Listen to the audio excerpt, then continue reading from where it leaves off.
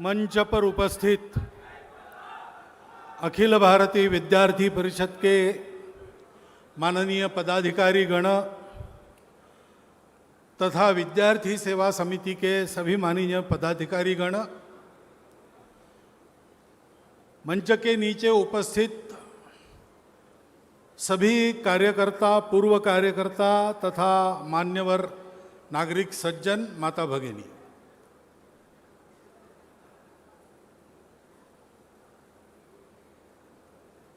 आपका बहुत हार्दिक अभिनंदन है,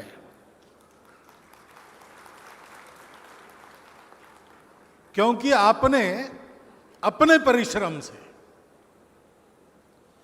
लंबे समय तक सब प्रकार की परिस्थितियों का सामना करते हुए एक सिद्धि को प्राप्त किया है। आज हमारे अपने परिश्रम से हमने अपना एक भव्य कार्यालय खड़ा किया। यहां आने के पहले कार्यालय में गया था, मुझे लगता है सब दृष्टि से अच्छा बना है।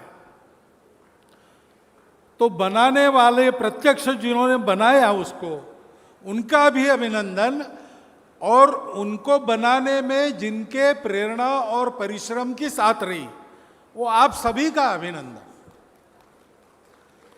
क्योंकि ये प्रवास आसान नहीं है। हमने कार्य प्रारंभ किया वो तो अभाव में ही प्रारंभ किया। अपने पास क्या था? अपने पास कुछ नहीं था, केवल कार्यकर्ता का स्वत्व था, कार्यकर्ता की निष्ठा थी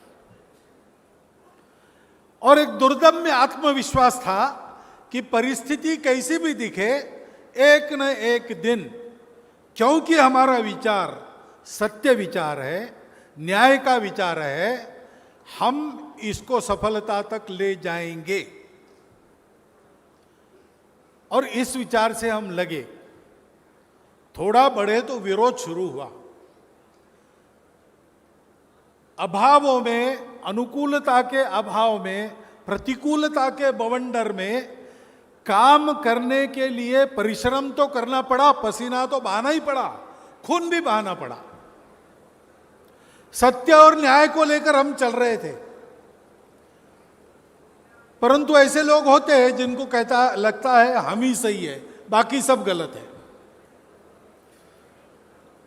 और जब उनके तर्क हार जाते हैं, अनुभव उनके विपरीत जाता है, तो उनके हाथ में दूसरा कोई उपाय नहीं रहता। वो अपनी सारी शक्तियों का प्रयोग करके सत्य और न्याय को दबाना चाहते हैं, लेकिन सत्य दलभार से नहीं मरता। कार्यकर्ताओं ने सामना किया, बलिदान दिया, और ऐसी सारी तपस्या का परिणाम है कि आज वो कार्यालय खड़ा हुआ। निधि बहन ने ठीक कहा कि ये जो स्फूर्ति भवन उसका नाम है, वो एकदम सटीक नाम है, क्योंकि अपने कार्य का यहां जो गौरवपूर्ण इतिहास है, वो सारा उस भवन को देखते समय अपने मन में फिर से जागृत होता है। विद्यार्थी परिषद में तेलंगाना प्रांत का काम बहुत आगे रहा है पहले से। विद्यार्थी परिषद का कार्य कैसे होना चाहिए, इसके बारे में जो विद्यार्थी परिषद की कल्पना थी, उस कल्पना का एक प्रतिमान यहां तेलंगाना में मिलता था, आज भी मिलता है। एक तरह से तेलंगाना का कार्यकर्ता कार्य विद्यार्थी परिषद में ट्रेंड सेटर की भूमिका भी बनाता है। मैं भी विद्यार्थी परिषद के कार्यकर्ताओं के साथ बातचीत करने में आता जाता रहा हूं, इसलिए इस सारे संघर्ष के कालखंड में वगैरह मैंने दूर से क्यों न हो, लेकिन आपको देखा है। ऐसा एक तरफ उत्कृष्ट कार्य खड़ा करना, सारे विरोध को झेलकर, और दूसरे तरफ उसकी ये जो उपेक्षा की अवस्था है, बाद में विरोध की अवस्था है, उसको सुखरूप उससे पार करके अनुकूलता की अवस्था में लाकर खड़ा करना, ये कार्य आपने संपन्न किया है, इसका प्रतीक ये कार्यालय है। और इसलिए आज आप में आनंद है, आज आप लोगों में उत्साह है, ये बहुत अच्छी बात है। उस आनंद की, उस उत्साह की जय हो।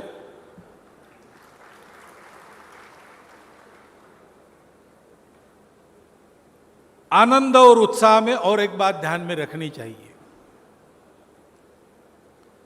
हम संघ की प्रार्थना में कहते हैं ये कंटकाकीर्ण मार्ग है। 30 साल पहले, 40 साल पहले तक, 20 साल पहले तक अनुभव होता था, लेकिन अब इसको जब हम कहते और अर्थ बताते हैं कि अपना मार्ग बहुत कठिनाइयों से भरा है, तो आज के पीढ़ी का कार्यकर्ता पूछता है कि वो कंटक कहाँ है। आपने देखे होंगे उपेक्षा के समय में बहुत सहन करना पड़ा, बहुत घिसना पड़ा, विरोध में बहुत लड़ना पड़ा,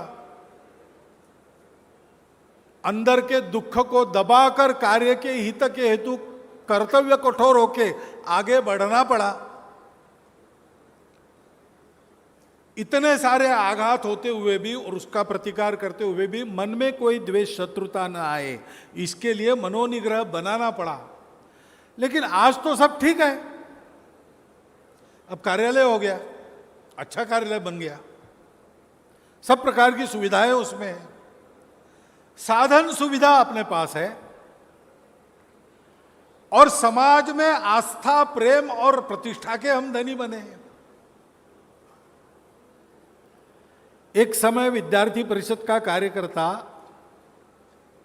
लोग, विद्यार्थी क्षेत्र में काम करने वाले अन्य संगठनों के लोग हंसते थे, ये कौन लोग हैं, अरे ये क्या विद्यार्थी परिषद, ये क्या करते हैं, सरस्वती पूजा करते हैं और जिनके नंबर आते हैं उनका अभिनंदन करते हैं, और तो कुछ करते नहीं। आज ये कहने की हिम्मत किसी की नहीं होगी। उस समय हमको नगण्य मानने वाले लोग आज हमको अग्रगण्य देख रहे हैं। ये परिवर्तन है, हमारे परिश्रम से आया है। और इसलिए आज का कार्यकर्ता पूछता है कि कंटक कहां है। लेकिन कभी कभी ऐसा होता है कि अनुकूलता ही कंटक बन जाती है। यानी आनंद है, उत्साह है, उसके आप अधिकारी है, यू डिजर्व इट।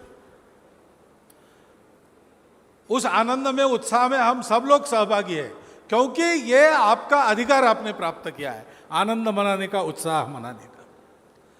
लेकिन इसमें थोड़ी सजगता, सावधानी भी आवश्यक रहती है, नहीं तो यही अनुकूलता कल चल के कंटक बन सकती है। समाज में स्टेटस है, प्रतिष्ठा है, आस्था है, विश्वास है, हमारा अहंकार बढ़ाती है, व्यक्ति का भी बढ़ाती है, संगठन का भी बढ़ा सकती है। और अपना जो कार्य है वो तो बाकी संगठनों जैसा नहीं है, केवल अपने संगठन को प्रतिष्ठा प्राप्त करा देना, केवल विजय प्राप्त करना ऐसा नहीं है। विजय प्राप्त करना अनिवार्य है, इसलिए हम विजय प्राप्त कर रहे हैं और विजयी होंगे, परंतु उस विजय का कुछ उपयोग करना है। विजय ये हमारी मंजिल नहीं है, हमारा पड़ाव है। बहुत से राजा विजयी हुए, सब भूल गए उनके नाम। कितने दिन याद रखेंगे राजाओं के नाम? ज्यादा दिन याद नहीं रहे, 1000, 2000, 5000 साल, उसके बाद सब भूल जाते हैं। लेकिन पितृवचन के पालन के लिए वनवास ग्रहण करने वाले राजा को 8000 साल भी केवल स्मरण नहीं करते, उसके बनाए हुए आदर्शों पर चलने का प्रयास करते। क्योंकि जूलियस सीजर जैसा वो राजा, ही केम, ही सॉ, ही कॉन्कर्ड, इतना करके रुक नहीं गया। जूलियस सीजर वहां रुक गया। इसलिए अगर पूछते कि व्हाट आफ्टर कॉन्करिंग एवरीथिंग, तो इतिहासकार उत्तर देंगे फिर मनुष्य का मरण है, धर्म है। इसलिए एक दिन वो राजा भी मर गया, कुछ दिन याद रहेगा, बाद में भूल जाएंगे। लेकिन राम के बारे में हो, ये ठीक है, ही केम, ही सॉ, ही कॉन्कर्ड, लेकिन he didn't stop at that. उन्होंने आगे जो परिवर्तन लाया मनुष्य जीवन में, धर्माधारित नियम स्वयं आचरण करके जो रूढ़ किए, उसमें आज भी राम जीवित है, लोगों की श्रद्धा में जीवित है। उत्तर प्रदेश में एक ट्रैक ऑफ लैंड ऐसा है, कुछ मीलों तक, कुछ स्क्वायर किलोमीटर, जिसमें लोग चना नहीं उगाते। चना क्यों नहीं उगाते? इसलिए कि जनकनंदिनी सीता को ब्याह कर जब राम जनकपुर से लाए, विश्वामित्र जी के साथ गए थे, पैदल लेके आए। पैदल यानी सारा था साथ सामान, हाथी थे, पालकी थी, घोड़े थे, स्वयं राजा दशरथ थे। तो कभी पालकी में बैठना, कभी पैदल चलना, ऐसे सीता जी उस ट्रैक में थोड़ी पैदल चलने के बाद, चने की खेती वहां होती थी, सूखे चने का एक ठूठ उनके पैर में गड़ गया, थोड़ा सा खून निकला। तब से वहां के लोग चने की खेती नहीं करते, क्योंकि सीता जी के पैर से खून निकलने वाला ये चना है, हम उसकी खेती नहीं करते। सीता जी 8000 साल पहले भूमि में गड़प नहीं हुई। सीता जी अभी हमारी श्रद्धा में जीवित है। यह चिरंजीविता क्यों प्राप्त होती है? क्योंकि अनुकूलता प्राप्त होने के बाद धीर व्यक्ति वो याद रखता है हम क्यों चले हैं। अनुकूलता प्रतिकूलता उसको प्रभावित नहीं करती। निंदन्तु नीति निपुणा यदि वास्तिवन्तु, नीति निपुण लोग निंदा करे स्तुति करे, दोनों में उसको फर्क नहीं पड़ता। लक्ष्मी समाविशतु गच्छतु वा यथेष्टम, धन साधन पास में हो या हाथ से चले जाए, उसको फर्क नहीं पड़ता। अद्यैव वा मरणमस्तु युगांतरे वा, आज मरण प्राप्त हो अथवा मरण की प्रतीक्षा में तिल तिल गलना पड़े युगांतर तक, उसको फर्क नहीं पड़ता। न्यायात पथ प्रविचलंती पदम न धीरा, सत्य और न्याय के जिस पथ को हमने ग्रहण किया है उस पर हमको अविचल चलना है, उसको प्रभावित नहीं होने देना है। 8वीं की क्लास में हमको अंग्रेजी में एक लेसन था, आयाज नाम के एक मिनिस्टर की कहानी थी। राजाओं का जमाना, राजा का बड़ा प्रिय मिनिस्टर, क्योंकि बहुत कार्यक्षम था, एफिशिएंट था और इसलिए प्रिय था। अब राजनीति में किसी को लोकप्रियता प्राप्त होती है तो उसके जलने वाले भी पैदा होते हैं, ये पहले से चलता आया है, आज भी चलता है, उस समय भी था। तो उसकी लोकप्रियता के कारण उस पर जलने वाले लोगों ने, दरबारियों ने उसका जरा देखा कहाँ जाता है, क्या करता है, दिनचर्या क्या है, और राजा के पास आकर बताया कि ये जो आपका मिनिस्टर है बड़ा अच्छा लगता है, आप तो कार्यकुशल वगैरह वगैरह, ये एक दिन आपको डुबाने वाला है, क्योंकि ये कुछ गुप्त बात कर रहा है। रोज रात को 12 बजे उठकर चोर दरवाजे से जंगल में जाता है, वहां क्या करता है पता नहीं, कुछ देर के बाद वापस, लेकिन रोज जाता है, ये जरूर कुछ षड्यंत्र पका रहा है। राजा का पहले विश्वास नहीं हुआ, लेकिन बार बार बताया जाता है। तो गोबेल्स का एक प्रचार तंत्र है कि 100 बार असत्य कहा तो वो सत्य बन जाता है। हमारे देश में नहीं होता, हमारे देश सत्यमेव जयते का देश है, लेकिन जहाँ की यह बात है वहाँ होता था। तो इसलिए राजा ने कहा कि जरा देख लेता हूँ मैं भी जांच करके।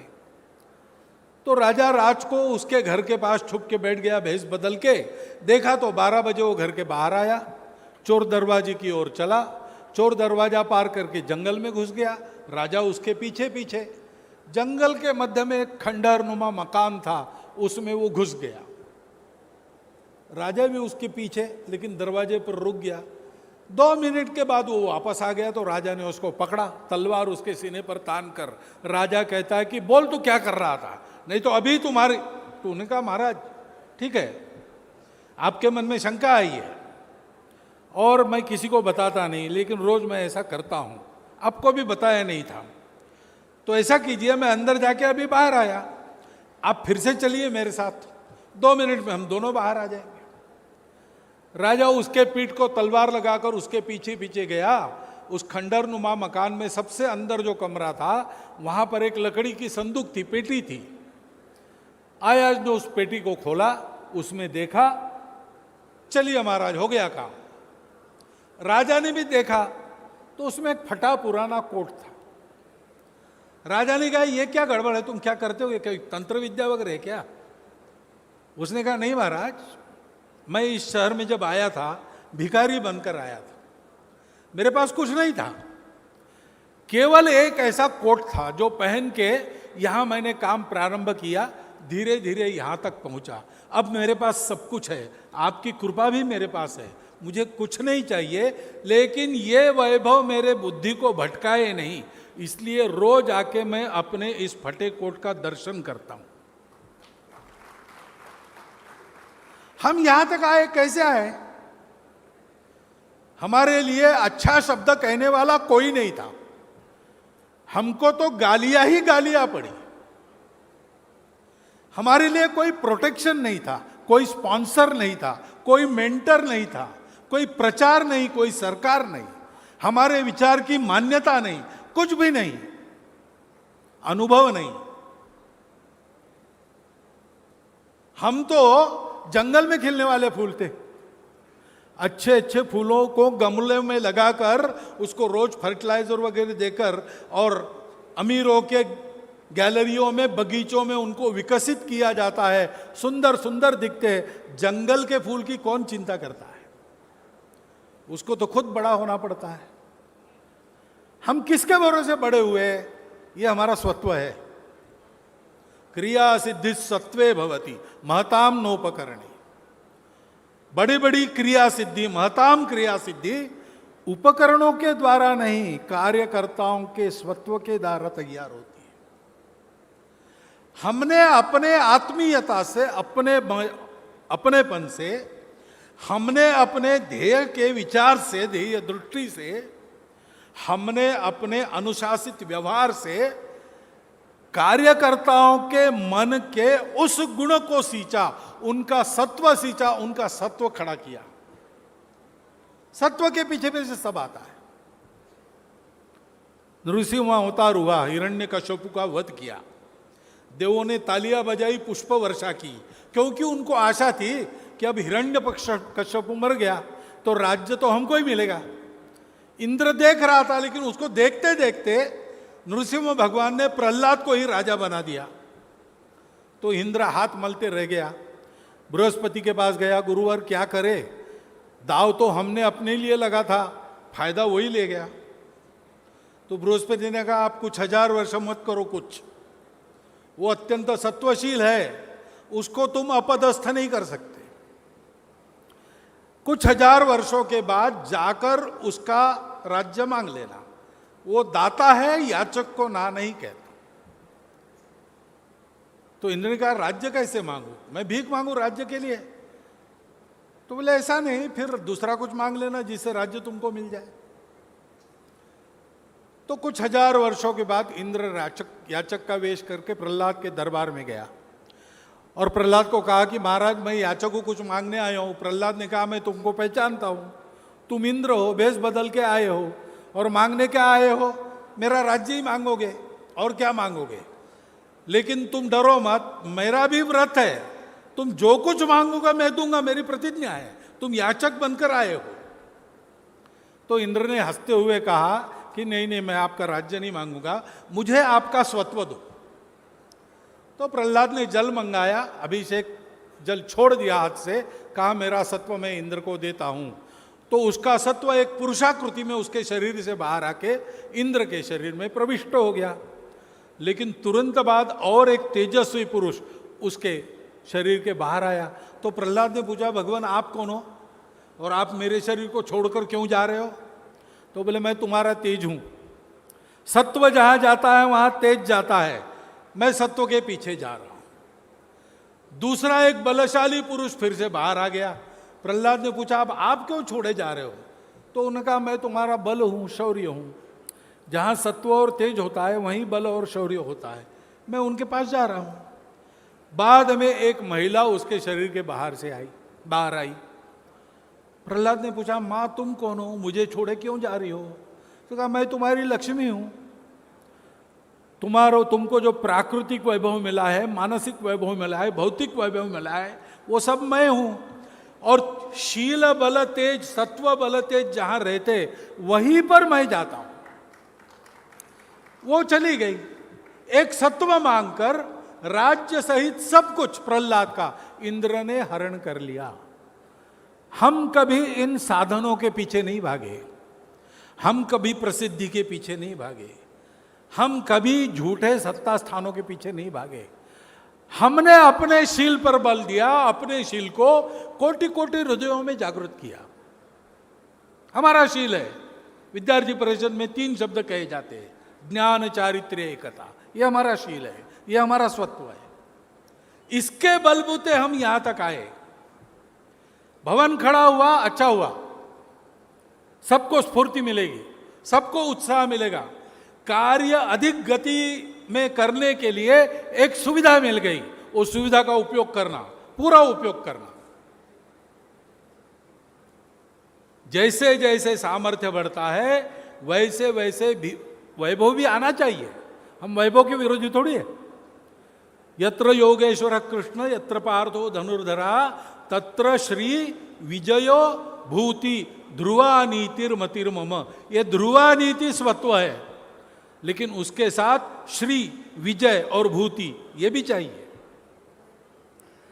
लेकिन इसके आनंद में, इसके उत्साह में पथका मार्गक्रमण करते समय ये ध्यान रखना कि इसके हम स्वामी हैं। इसका उपयोग करते हुए हमको अपने सत्व को अधिकाधिक उत्कट, अधिकाधिक प्रखर बनाना है। उसके लिए इस सारे वैभव का उपयोग करना है। बाकी तो आपको आशीष जी ने और निधि जी ने बता दिया है, जो आपको आज याद करना चाहिए। इस एक सावधानी के इशारे के साथ ऐसे कार्यक्रम में आपने मुझको बुलाया और अपने आनंद में सहभागी कर लिया। सरसंघ चालक मुझे बनाया संघ में, तब से मैं अनुभव कर रहा हूं कि और तो कोई आनंद मिलता नहीं, लेकिन बार बार लोग ऐसे कार्यक्रमों में बुलाते हैं तो उनके आनंद में सहयोग करने का आनंद हमको मिलता है। जैसे 5 अगस्त में मुझे अयोध्या में आनंद मिला। काम तो आप सब लोगों ने किया, आनंद में मुझे बुला लिया। वैसे यहाँ भी आपने इतना बड़ा काम किया, आज मुझे बुला लिया और मुझे सुन भी रहे हो आप शांतिपूर्वक। इसलिए आप सबका धन्यवाद करता हुआ और पुनः एक बार अभिनंदन करता हुआ मैं अपने 4 शब्द समाप्त करता हूँ।